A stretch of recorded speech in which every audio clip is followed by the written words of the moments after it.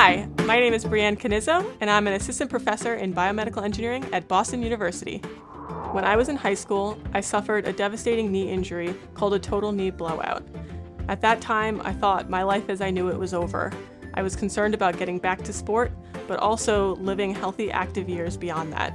This one event, although just a fraction of a second, really set me on a path that led me to where I am today.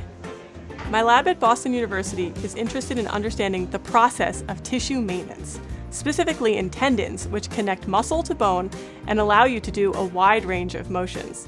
Just like your car or your home, tendons require daily maintenance to make sure that the tissue is healthy for its resident cells and to make sure that it can perform when and how you need it to.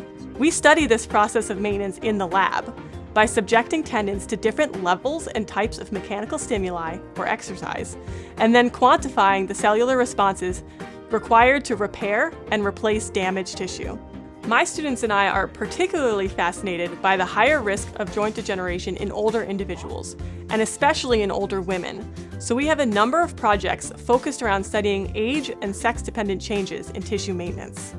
We are also making efforts with collaborators across campus to understand how tendon interacts with other tissues in the joint, such as muscle and bone. Our overall dream is that everyone, regardless of age or identity, is able to live the healthy and active lifestyle that they choose, whether it's running marathons, backyard volleyball, or just simply walking around the block pain-free.